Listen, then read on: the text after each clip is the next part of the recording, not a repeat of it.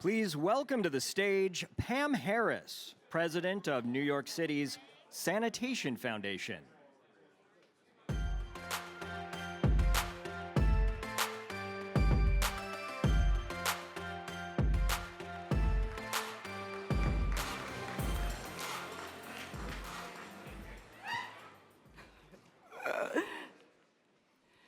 Good morning, Philadelphia citizens.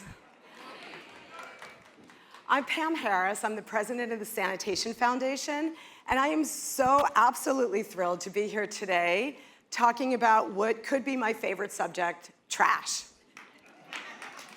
So, a quick show of hands. How many of you are super proud to live in Philadelphia? It's great. And how many of you have ever littered? Like maybe a gum wrapper, a receipt, a napkin, yeah. Maybe you left a coffee cup on a park bench, you know? Yeah. You know, we've all been there and you're not alone. In New York City, where I'm from, 83% of people say that they're proud to be in New York City. They're proud to live in New York City. But 40% of people admit to littering. Like, that's crazy. That contradiction between loving your city and dirtying it is exactly what we set out to change.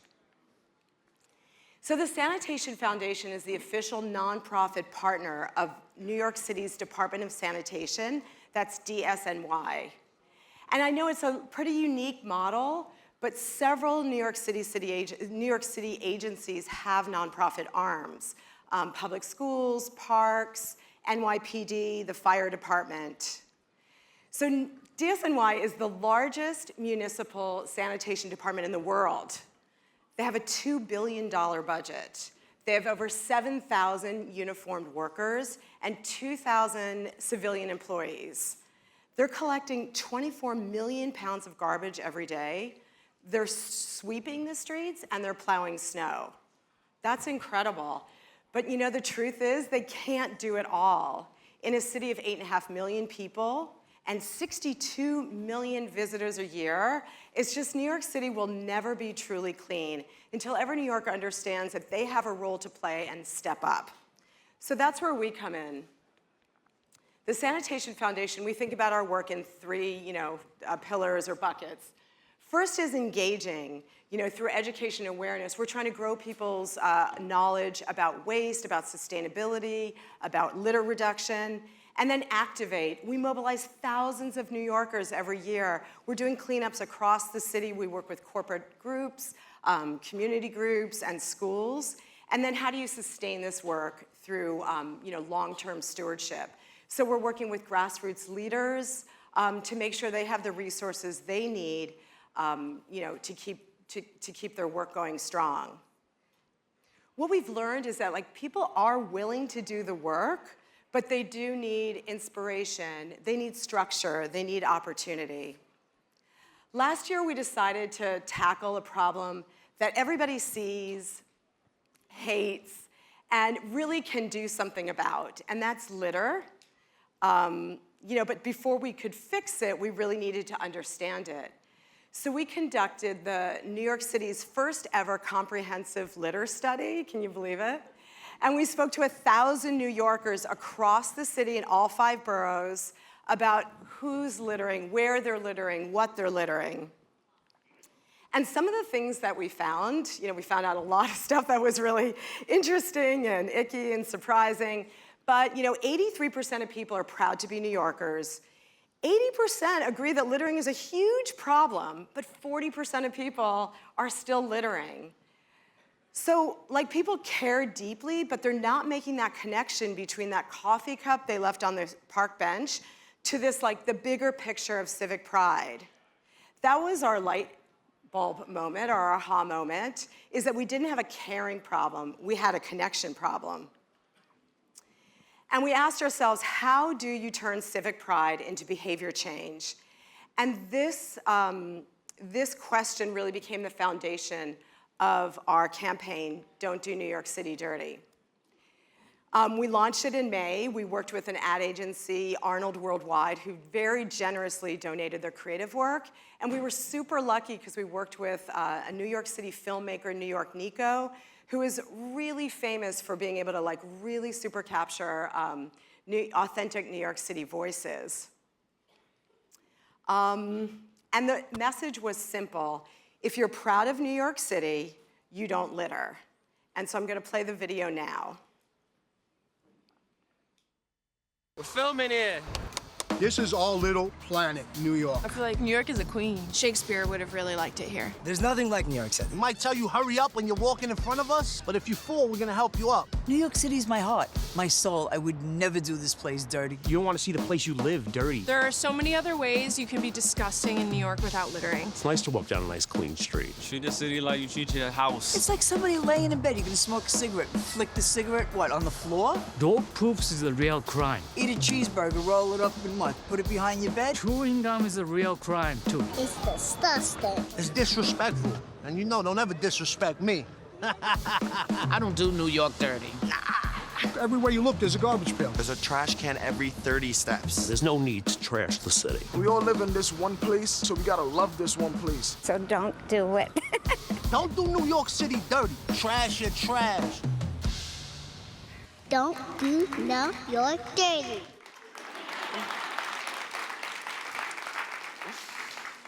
So you can see we weren't talking about rules or fines or like, finger wagging. Listen, New Yorkers do not like being told what to do, right? I mean, no, probably Philadelphia as well. I'm sure it's the same sort of attitude. But we were just this was real people, real New Yorkers, not actors, expressing their feelings for your pride in your city with what you do in that city. So we launched the campaign with a lot of excitement and creativity. We created a street art installation with these oversized trashed items, an 8-foot coffee cup. You could not ignore this. You had to confront what was going on. And we used this as a location for having a big press event. We got a lot of local press, and we got a lot of national press, like the New York Times and Bloomberg. We tried to get this campaign out everywhere. First on TV, we ran the ads on all the local stations. We were on Yankees and Mets broadcasts all summer long. We got Regal and AMC theaters to run it in their trailers all summer during the summer blockbuster season. And we were in radio in English and Spanish. We also took it to the street where the problem exists. So we were everywhere. We were on double-decker buses. We were on taxi tops. We had signs on every single garbage truck. We were on digital signs at Penn Station and Herald Square. We're on bus shelters. We really hustled to get everywhere. And of course, we leaned into social media to enlist influential partners to help spread the word. And the thing is that this sounds really expensive, and we actually didn't have a media budget. We really depended on donated media. So we took this campaign to people in the industry, and they were New Yorkers, and they're like, I'm sick and tired of how dirty New York is too. How can I help? And that's how we got all that donated time. So we've earned about $2.5 million in donated media. I think it's 150 million impressions. And in our testing, we found out that 20% of New Yorkers have seen the ad. Now, that doesn't seem like a lot, but in a market as big as New York City, that is a tremendous amount. And these are the kinds of things that people said when they see the ad. It makes me proud to be a New Yorker. It feels authentic without being in New York stereotypes, which is really hard. So it seemed to really, really resonate. But, the numbers, is it working? It's all sounds really kumbaya and really great, but is it working? And I have to say, we were pretty nervous about the post-campaign research. We just didn't know, and my campaign director, Karen Pace, is here. And we wondered, could a 6-month campaign with donated media in a city as big as New York City really impact behavior? But we found that it really did. We were surprised. 91% of people now agree if you're proud of New York City, you don't litter. So we realized that that pride can really be a catalyst for behavior change. Some of these stats up here, almost 10% of people now call themselves non-litterers, and that's a big increase. What's also good for us here is awareness of the Sanitation Foundation grew by 36%, it grew to 36%.